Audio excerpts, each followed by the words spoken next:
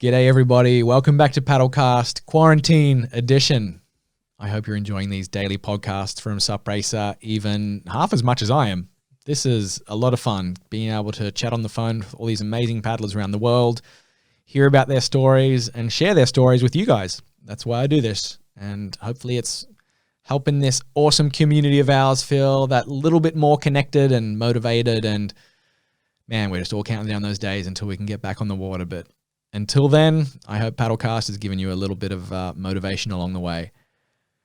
If you have been following Paddlecast, you may have noticed there was no episode yesterday. And I had made a commitment to you, the SUP community, that every 24 hours there would be a daily podcast. There wasn't one yesterday because I was planning to release a very special episode. A week ago, I had a chat with Annabelle Anderson, the most dominant athlete our sport has ever seen. I was very excited to share this episode because we haven't seen Annabelle race for a couple of years, and I was really interested to hear what she'd been up to the last couple of years and to share all those insights with you guys. I know Annabelle was really excited to share her stories.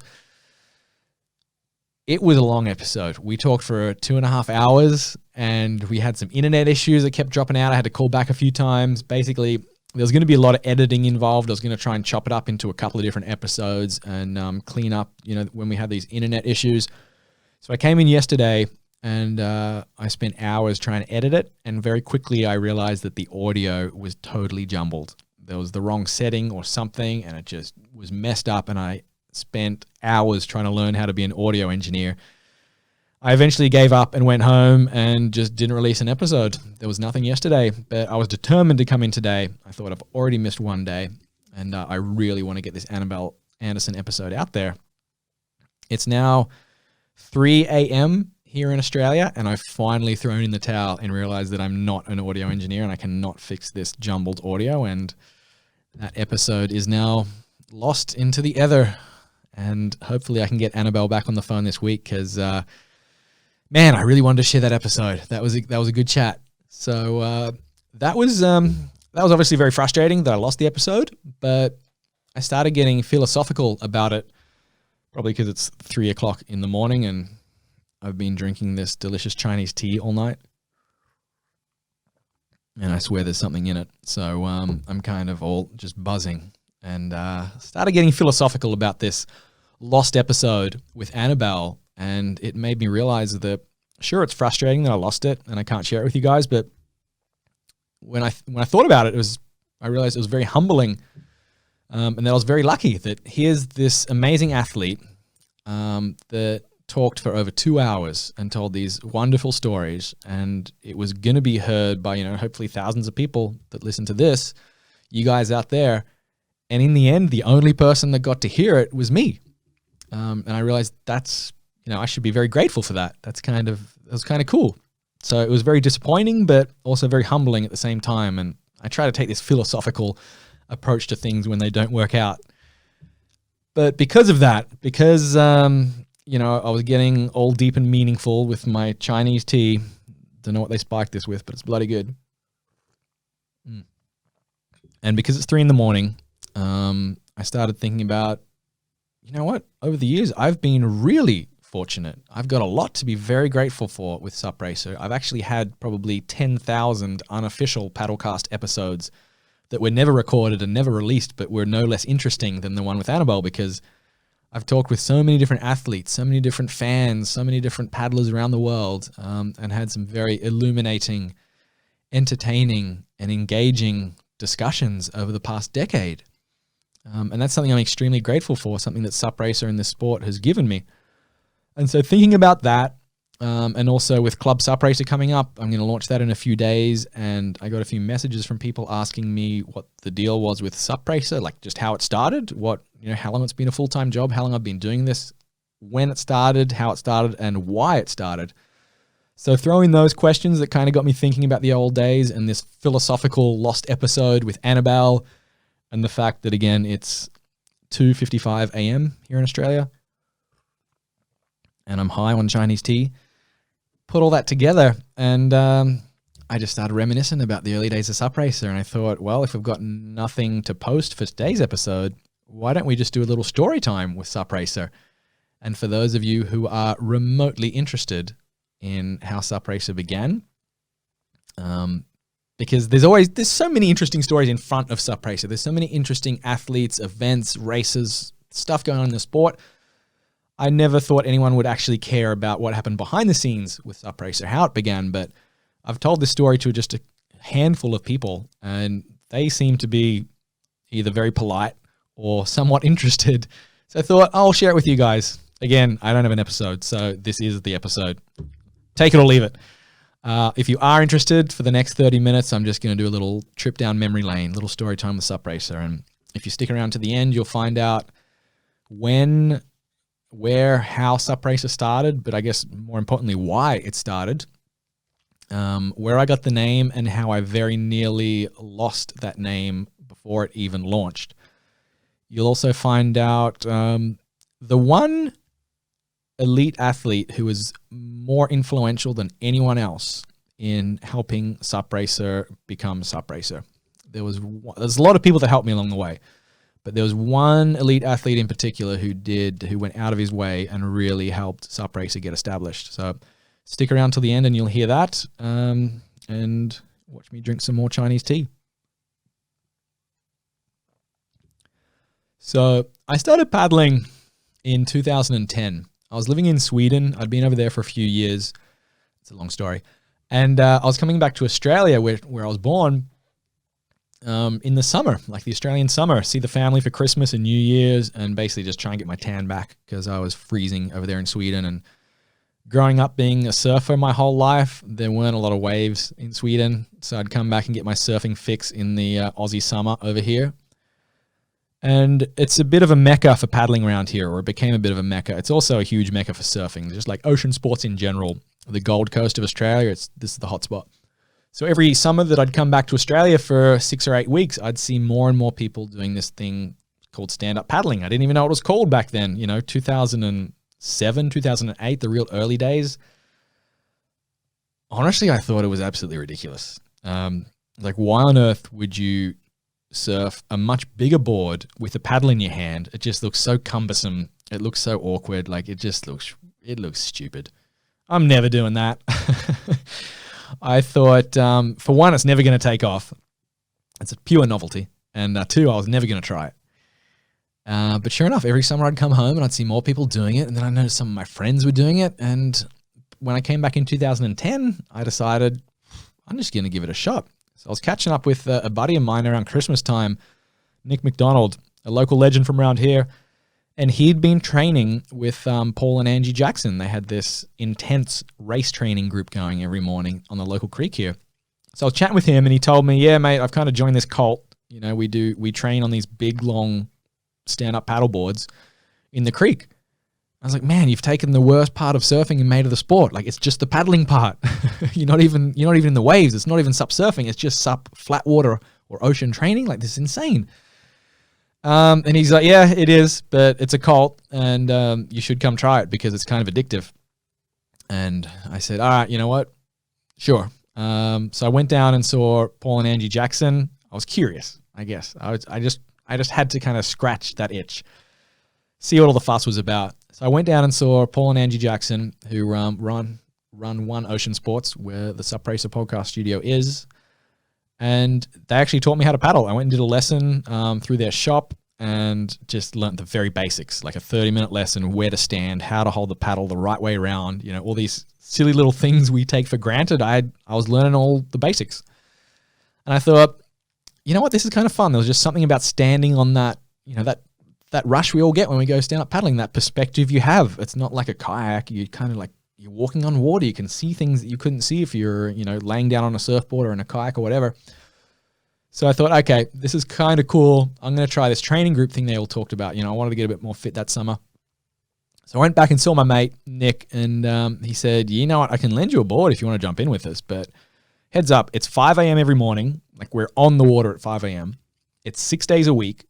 And everyone in this training group is insane. They're super fit. They're super fast, and it's like some of the best paddlers in the world.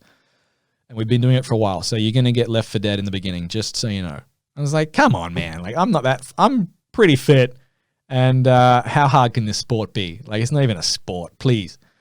So I was way overconfident the first training session. I think he lent me this big old fat Nash race board. I jumped on. We had not even finished the warm-up, and I was dead. My arms were about to fall off. My shoulders were burning. My back was killing me. I was like, I'm clearly doing something wrong here, because they're all going like 60%. We hadn't even finished the 5-minute warm-up, and I was a mile behind. So I thought, okay, there's actually a little bit more to this sport. And I guess I got one of those personalities that, you know, when I get into something, I obsess over it. I just want to become an instant expert on it. I want to know how to do it, for one, and I want to know everything about that sport. So that's what happened. I had jumped in the deep end. I had swallowed a mouthful of Kool-Aid, and there I was in this cult in one of the absolute meccas of paddling. It was just extraordinarily fortunate that my family lived in this little town called Currumbin, where like a dozen of the best paddlers in the world happened to live. I remember that very first training session. I was out there with Paul and Angie Jackson, of course. They were running the show. Kelly Margetts, I think he had a different training group already at that time. But on the same creek, on the same days, we saw Travis Grant, I think, actually trained with us that very first day I went and trained. Jamie Mitchell would jump in every couple of days. Paddlers like Bo O'Brien, Jake Jensen, Carla Gilbert, they were all out there at 5 a.m. in the morning. It was incredible. And I didn't even know who they were. I think my buddy Nick pointed Travis out to me, and he's like, you see that guy? He's kind of like the best guy in the world right now. I was like, oh, wow, that's cool. So after a couple of months, I had to go back to Sweden, lost my tan again, but didn't lose my enthusiasm for this new sport, stand-up paddling. And I found the one store in all of Sweden that sold stand-up paddle race boards. I think I drove 4 hours each way from the town I was living in to go and buy this. I don't even know what I got. It was some kind of Nash board. Might have been a 12.6, like one of those early javelins. And I was hooked. I'd take my board down to the canal every day there in Sweden. The locals would look on and scratch their heads. And I think the water was still half frozen at that point. But I was hooked. I paddled every day. And not only did I want to get better at paddling, I wanted to know everything about the sport. Excuse me. A little more Chinese tea. Keep me buzzing. Man, I don't know what's in that tea, but that is good stuff. If you've ever watched Paddlecast and you're wondering what this like little wicker treasure chest is in the background, it's full of Chinese tea. I'm hooked. Anyway, I'm getting sidetracked. So there I am in Sweden, freezing my butt off, but obsessed with stand-up paddling. And I started just researching everything I could online. I wanted to know how to paddle better. So I found Dave Kalama's blog and was looking at all these training tips. I think I found some videos from Jim Terrell at Quick Blade. I was chatting with all my buddies back home in Australia, trying to get, some training programs and tips while I was over there in Sweden. I was filming myself with like a GoPro on the riverbank, or just like convincing my girlfriend at the time to come down and film me on like one of these early kind of smartphones and say, I gotta show the guys back home, so they can critique my technique or whatever, because no one else around there paddled. So I was obsessed from straight away, and not just with becoming a better paddler, because back then I actually wanted to be, a good racer. I trained, and I was serious about that side of things. I actually did train once upon a time, but what really struck me was the statistics of the sport, and how the sport worked, the different events around the world, who the best paddlers were, what the results were, what the big races were, etc. I just wanted to know all of that. I've always been really into the numbers of sport. Like when I was a little kid, I was the nerd in the class that stayed up all night every 4 years when the Olympics would be on, and just memorized all the world records in the 100-meter sprint and all the different swimming events and whatever. I could tell you the progression of the 100-meter sprint world record through each year from the 80s and 90s. That's the kind of kid I was. Probably no surprise there, really. But I would always obsess over statistics. So I started looking around. Basically, from day one, I was looking for SUP Racer. I was looking for a website that was just dedicated purely to the racing side of SUP. There were already some great websites out there. I know SUP Connect had already been around back then. There's a couple of the magazines were already established, like Stand Up Journal, Stand Up Magazine. There's a couple of indie bloggers out there. SUP Gladiator was one of the early guys. I think Mike at Stand Up magazine, the German one, was already going at that point. So there was info out there, but every blog, every magazine was very general. They were talking about SUP surfing primarily because obviously the first few years we were more of a surfing sport than a racing sport. I didn't really care about that. They were talking about SUP yoga. I didn't care about SUP yoga, SUP fishing, SUP touring. No, I just wanted to know about racing. And there wasn't any one place where I could go to get all that info in one place. So I remember I had this bookmark folder of like 50 different blogs, magazines, Facebook pages, Twitter accounts that I would open all of them up just and crash my computer every couple of days and try to go through each one meticulously, find out what had been happening, which athlete was saying what their results were, what the upcoming races were, etc. Just trying to paint a picture in my own mind of what was happening in the sport and how this sport worked. And of course, chatting with my friends back here on the Gold Coast and just soaking up as much as I could. And after a couple of months of that, I realized, man, I just wish someone would put all this racing info together in one spot. Like, why haven't they? Is it just me that cares about, statistics and results and everything? Am I the only one that's this obsessed with SUP racing? Surely not. But a couple of more months went by, and eventually I decided, you know what? I'm gonna do it. I'm gonna start the website that I've been looking for. And that was kind of the founding philosophy of SUP Racer, and still is to this day. Like, it was the website I wanted to read. And I said to myself every day in those early days, if you look on SUP Racer and there's anything that I'm not interested in, then I'm doing something wrong. Like, go there and read it yourself. And that's how the website should be. Like, I basically built it for myself, primarily. Of course, I wanted to share it with everyone, and I was hoping that other people would care. But at the end of the day, I would have been happy just to read SUP Racer by myself because I wanted to see all the stats and results in one place. So that was my philosophy. But back then, like mid-2011 at this point, I didn't have a name. I didn't have an idea. I didn't know what I was doing. But at one point, I saw, this, or I just got reminded about this old comic that you may know called Speed Racer. And it's from the 70s or the 80s, and it's about this race car driver and whatever. I don't even know that much about the comic, actually. I just know it had a really cool name and a really cool race car. And it had a catchphrase that was kind of like, "Go Speed Racer, go." And so I decided, all right, I'm going to start a website called Go SUP Racer. And so I think the very first idea I had was that my blog would be called Go SUP Racer. And then I thought after a day, I was like, that's kind of silly. Just contract it to SUP Racer. Like, that's easier to remember, and it's very self-explanatory. It's obviously a SUP website about racing. So I thought that's a pretty cool name. I was pretty happy with myself. I thought I was onto a winner there. And within 24 hours, I'd convinced myself of a couple of things. One, it's an awesome name. There's no other name. That's the only name it can ever possibly be. It's SUP Racer. Two, I'd also convinced myself that I'm going to quit my job, and within 12 months, I'm going to dedicate every day of my life to this, and it's going to become my job after 12 months. I'll find out a way to pay for it. So I was working online at the time. I sold off a couple of internet marketing businesses and basically just said, you've got 12 months to make this work. On the third day, I thought, well, shit, I actually better go and register the blog, like the domain name, right? Because someone else is surely going to think of this. It's such a good name. So I went on to GoDaddy to get the domain name supracer.com.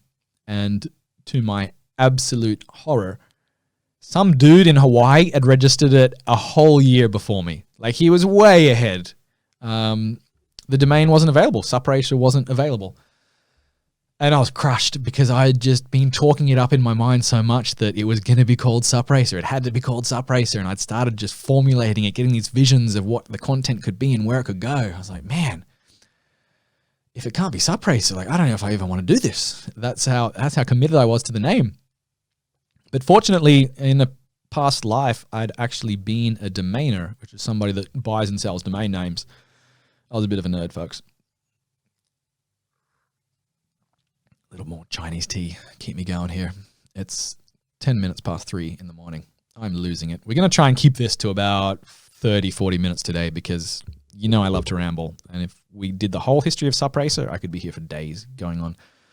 I'll try and keep it succinct, folks.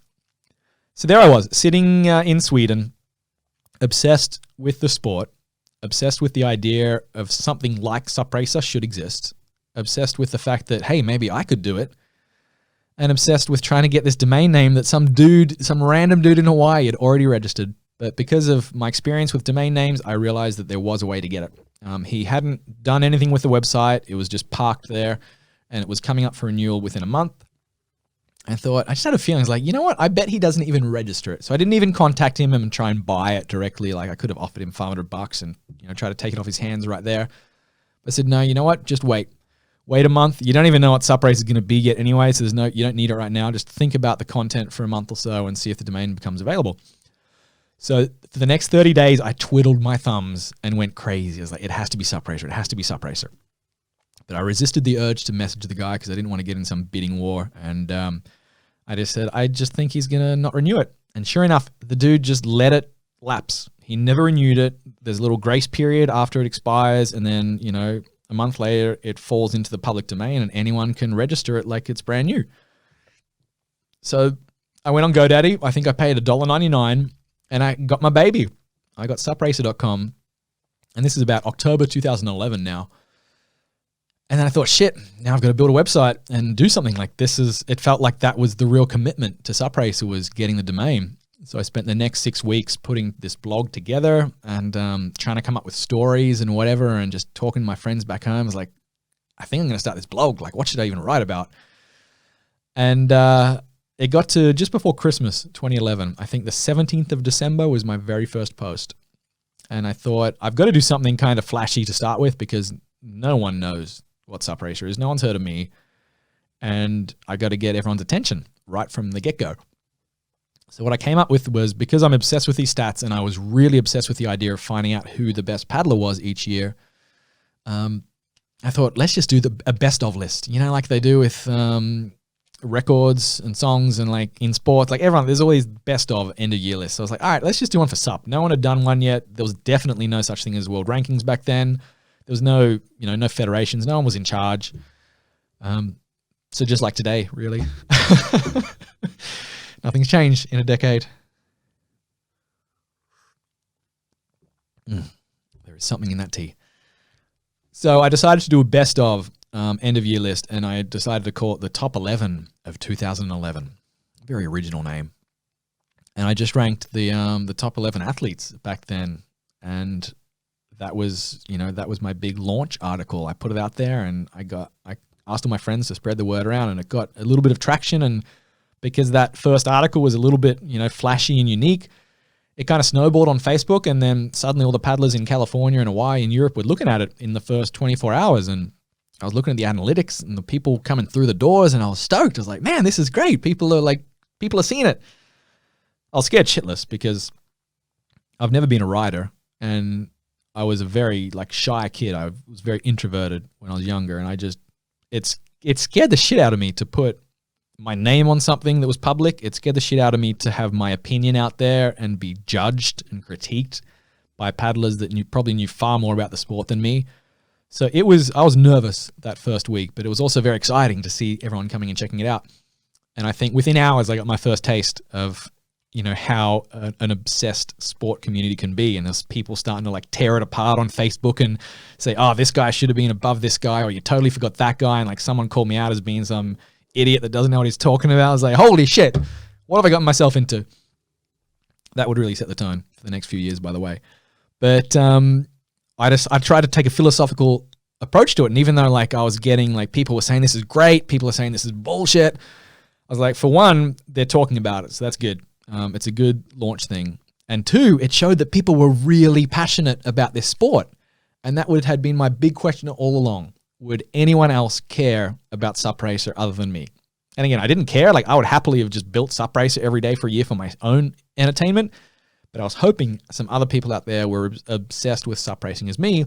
And that first launch article, the top 11 of 2011, and the kind of the drama it stirred up a little bit on Facebook, that showed me that people are passionate, whether they're positive or negative. That's good. It's good to see emotions. The worst reaction would have been if everyone was like, yeah, it's all right.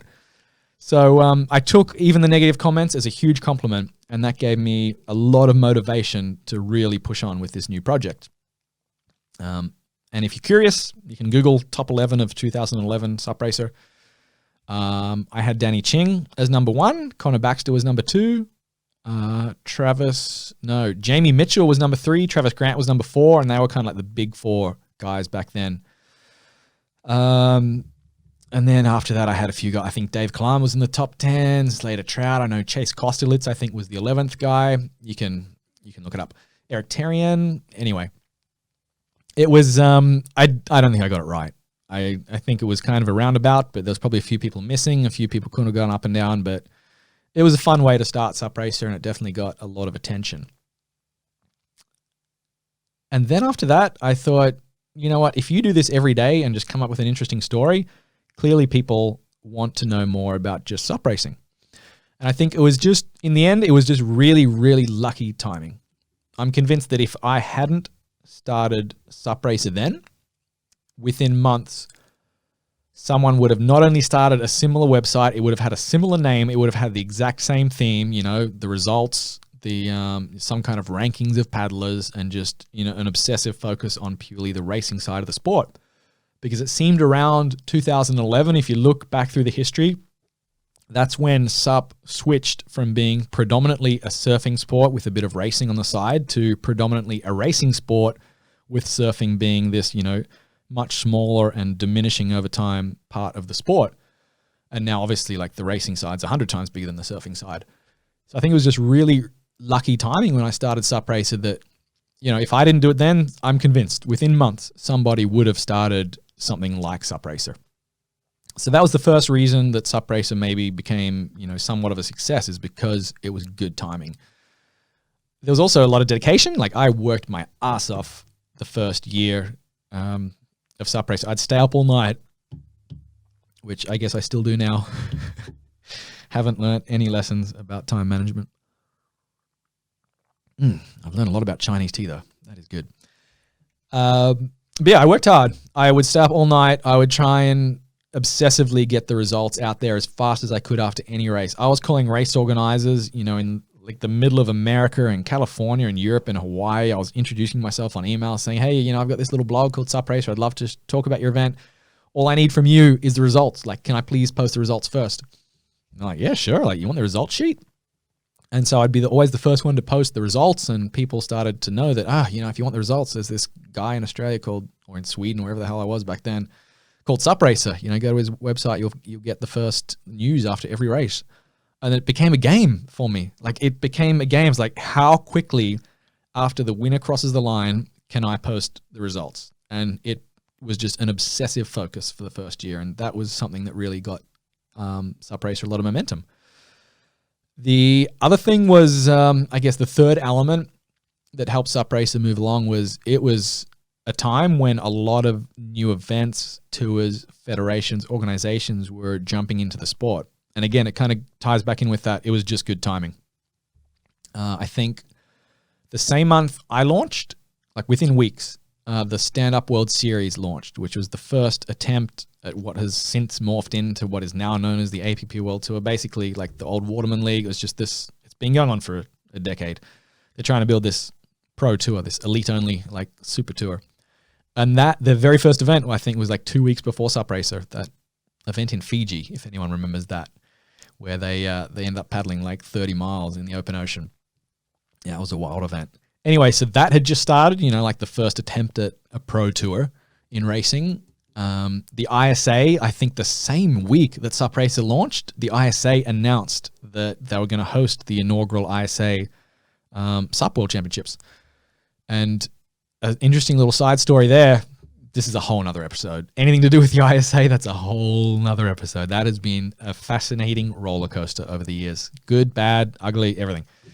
But that first ISA and then the second ISA in particular, the first two were in Peru, I kind of came up with this nickname based on the Australian surf life saving culture of calling it the ISA Worlds, because we, like in Australia, we have like the regionals, the states, the Aussies. And I thought, well, what's above the Aussies? It'd be the Worlds, right? So when the ISA came along, trying to make this SUP World Championship, I just nicknamed it the ISA Worlds. And for the first couple of years, I actually was getting in arguments with the ISA because they kept saying, no, it's not the ISA Worlds. Like, if you want to be an official media partner, you have to refer to it correctly as the ISA WSU PPC. I was like, guys, that is batshit crazy. That's 9 letters long. It's 11 syllables, and you want that to be the official hashtag and acronym of the event. No one can remember that. That's insane. So I said, I'm sticking with ISA Worlds, and you guys will eventually hopefully see that makes way more sense. And a couple of years later, they're like, okay, I remember the third ISA, I was in their media meeting, and they said, okay, like, Chris has made this suggestion, and we've adopted it this year that there's going to be 2 hashtags. It'll be ISA, WSU, PPC, yada, yada, yada, as always, and we're also going to use hashtag ISA Worlds. And then by a couple of years later, they dropped the insanely long acronym, and they were just going with ISA Worlds. So even though I've had a love-hate relationship with the ISA over the years, I'm kind of proud of that little contribution I made to their history. And actually, in the beginning, I was a huge cheerleader for the ISA because it was a fascinating event. It had changed the sport from an individual sport into this team's event based around nations, and I thought that is so cool. So I remember the first ISA Worlds, I stayed up all night watching their webcast, which, they were one of the first guys to innovate, first events to start innovating with webcasts. And I watched the first one from Australia when it was in Peru, stayed up all night and would just obsessively post the results. And that goes back to that obsession with getting the results out there first. And, before the race was even finishing, I was typing out, okay, here's the top 10. I'll update the rest as the finishers cross the line. And that just basically became my thing. So the ISA had just started. The World Series had just started. The first really legit race in Australia had started 2 months after SUP Racer started, the 12 Towers. And Troy Pease was one of the first guys I paddled with. He was in that training group with Paul and Angie Jackson, and he actually was one of the biggest supporters in the early days. He gave me a lot of encouragement. We bounced a lot of ideas around, me and Peasy. And he started, just after I started SUP Racer, he started the 12 Towers. And that has now become Australia's premier race. That's been through 9 editions. A lot of the top paddlers come there. They get all these amateurs. It's an epic race. So the biggest race in Australia had just started. The ISA Worlds had just started. The Pro Tour had just started. The BOP was reaching its crescendo, the Battle of the Paddle. And I realized this is the most insanely lucky timing. So that was something that SUP Racer really had going for it. The timing, just my obsession with the statistics and the results, and the fact that a lot of things were popping up to talk about. Like, there was so much news every day. And the fourth and final, whatever, the final element was that I had this amazing support from the paddlers around me. There was a handful of guys and girls that just gave me so much encouragement and motivation. Peasy from the 12 Towers, Paul and Angie Jackson were huge supporters. I soon became good friends with Kelly Margetts. He lives just around the corner from me. He gave me a lot of support and encouragement. I met Jim Terrell from Quickblade pretty early on, and he became like family to me. Travis Grant was a huge supporter. He introduced me to a lot of people and really helped me out. But there's one guy who I owe a lot of the success of SUP Racer to, and that's Jamie Mitchell. Because I met Jamie at the 12 Towers, that first 12 Towers. Him and Travis had this epic battle for the win. They were a mile ahead of everybody else. And I think Trav just pipped him at the line. It was a really good race. So I interviewed those guys after that event. I had this old GoPro Hero 2, I think it was, like that old clunky thing. And had this really early style gimbal. And I was standing there with this cheap eBay microphone and interviewing them. I was like, yeah, I just started this blog. I'm going to post it. Can I interview you and post a story? And they're like, yeah, sure. And I started chatting with Jamie, and he's like, oh, you know what? I'm doing this fantasy camp next month with Surfing Australia. We're just going to have 10 guys there for the weekend. And, we'll do some one-on-one coaching. Maybe it'd be a cool story for you. I was like, are you kidding? So I signed up and paid for that. And I was straight in there. And went and hung out with Jamie for the weekend and some other just frothing paddlers. And we started chatting. And at one point, he just made this off-the-cuff remark. Not even to me. I was standing around and he was chatting with Justin Holland, one of the early pioneers of SUP in Australia, frother. And he said, man, I'm trying to get this new website built and I can't find anyone to build me a website. And I was standing right there and I was like, oh my God, you're kidding? This is what I do. So I said, hey man, I'd happily build you a website. What do you need? And we got talking and he was like, okay, how much is it going to take? I was like, no, I don't want you to pay me. I'll build you the website. And in return, just help me out with some introductions to people in the sport. Just, introduce me to event organizers and brands and whatever. Just like help me grow SUP Racer. Like that's 1,000 times more important than, any like monetary payment you can give me. So he was like, you kidding? That's easy. Is that all you want? So, he was getting a good deal. He thought I was like getting the best deal. And that's what we did. I built him a website. He gave me so much incredible advice, introductions, connections, everything. And going back to that theme of all these famous events popping up right around the time SUP Racer started, one of them was the Waikiki Paddle Festival, which unfortunately only had one edition, but that was a classic. It took over in 2012 from the Battle of the Paddle Hawaii. So the Battle of the Paddle, like the race back then, it was the only race anybody cared about. That started in California in 2008, went through 09, 10, 11, like when the sport was really starting to ramp up. And they'd also done Hawaii in 2010 and 2011, in addition to the California original. But they didn't renew it for 2012, so Quicksilver jumped in. Jamie Mitchell and the big wave legend Peter Mell decided to put on this Quicksilver Waterman Festival featuring the Jamie Mitchell Survivor Race, which was this insanely exciting race format. I think it's still the best race format we've ever seen, the Survivor. So basically, they're talking about this. It was kind of last minute because I guess the BOP pulled out and Quicksilver like only decided a few months before that it was going to happen, and they hadn't announced it. It was like 10 weeks before the event. And I just happened to be chatting with Jamie at the time, like we were working on this new website of his. He was like, yeah, I think we're doing this big event in Hawaii, but we haven't even announced it yet. Have you got any ideas? And it's like, man, maybe I could interview you and Peter Mell and, like I can do an announcement on SUP Racer. And somehow this became the whole announcement of the event. Like forget the fact Quicksilver's got like 10 million fans on Facebook or whatever. Like the actual announcement ended up going out through SUP Racer. I chatted with Pete on the phone. He was like, yeah, this sounds cool. Like come down. We're at the Quicksilver Pro, like the big pro surfing contest on the Gold Coast. You can have a chat with me and Jamie if you like. So I went down there and met Pete, who was like a hero of mine. I grew up watching those guys on the old surf videos. So I got to interview him and Jamie again on my old clunky GoPro. I mixed it together into a little video and posted it on the website and on Facebook and everywhere. And that was the announcement. And then I thought, well, shit, now I got to go to this event. So I went back home to Sweden, booked my ticket straight to Hawaii. And I think actually the very, very first Instagram post on SUP Racer's Instagram was this, if I can find it. It's basically just, remember how simple Instagram used to be when you could only take photos from your camera roll? And it was like OG Instagram when it was really raw and pure. My first ever post on Instagram was a photo of my computer screen with basically just the booking confirmation of my ticket from Sweden to Hawaii for the Waikiki Paddle Festival. That was the very first thing. The second ever post was me arriving in Hawaii for the Waikiki Paddle Festival. That's how basic Instagram really used to be. Those were good times for Instagram. So anyway, this was my first ever international event. My first race was the 12 Towers, and my first international event was Waikiki Paddle Festival.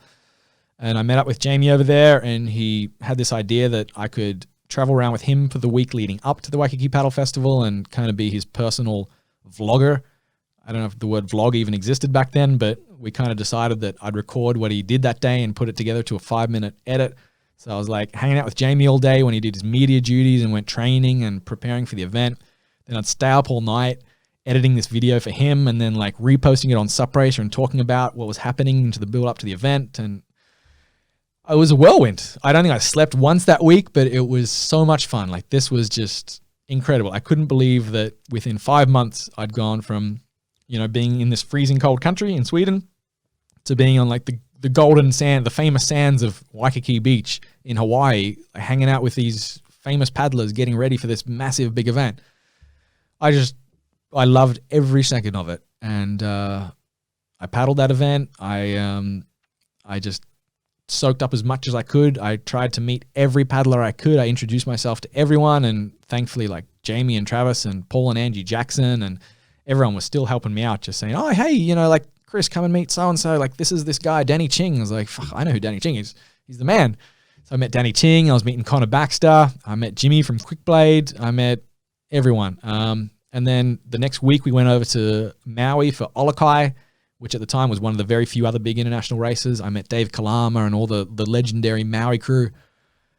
And I went back to Sweden after that just buzzing. I think I flew home with my own little Red Bull wings because I was just, it was electric. Like the energy from that trip just motivated me for the next 6 months when I went back to Sweden that, okay, I am deep inside this cult and I don't think I could even leave if I wanted to, but I don't because this was my new obsession. It was my new career. And from there, I just worked on SUP Racer every single day. I ended up going to the Battle of the Paddle in California later that year, and that just kind of capped off the first year of SUP Racer for me. That was the first year of the SUP Awards, if you remember those. So like the sport, everyone suddenly felt like we're at the Oscars.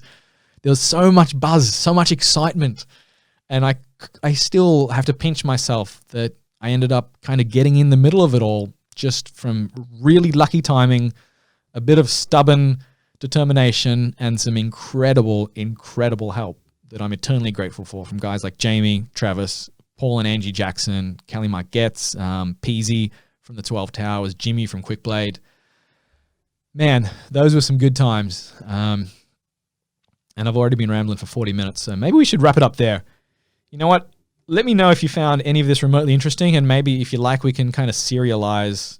Forget SUP Racer. Let's just maybe do like a weekly story time with SUP Racer, and we'll go through each year of the sport since then, because that was just 2011 and into 2012. We haven't even scratched the surface. We can tell the story of, the first trip to the ISA Worlds in 2013 in Peru. That was an eye-opener. The craziest after party I've ever seen.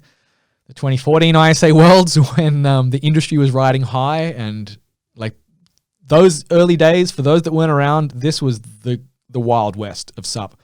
From 2011 to 2014, it just peaked like this. Like the graph went insanely steep.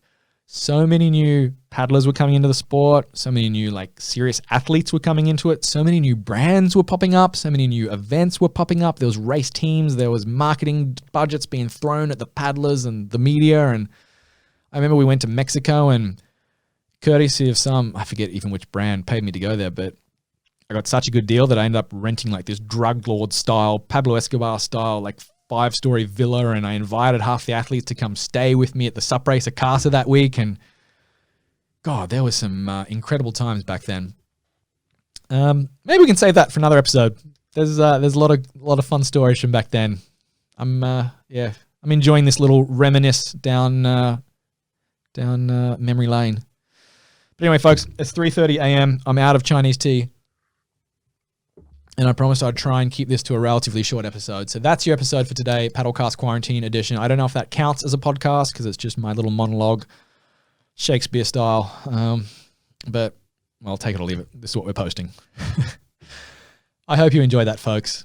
That was fun to look back at the early days. And, yeah, maybe let's do a little history archival chat every week about the crazy roller coaster that this sport has gone through, all the good times and some of the not so good times, but mostly it's been good times. This sport has been very good to me. I'm very grateful, and it's been an amazing ride for a lot of us out there. And I hope we've got another 9 or 10 years of it to come. I think it's going to be a very strong sport when we come back from this crazy pandemic, because we may not have a sport right now, but I'm getting excited about what happened in 2011. I mean, imagine how excited we're going to be when we're actually in the present, getting back on the water, that first big race. Who knows what it's going to be? Maybe we should start taking bets, which is going to be the first race of the season after lockdown. But, man, whichever big international race is the first one is just going to be the most batshit crazy celebration, both on and off the water. I can't wait. I hope to see you there, and I hope to see you on tomorrow's episode of Paddlecast Quarantine Edition. Let's wrap it up there. Shut up, SUP Racer. Go to bed. It's almost 4 a.m. All right, folks. That was fun. We'll chat to you soon. Oh, man.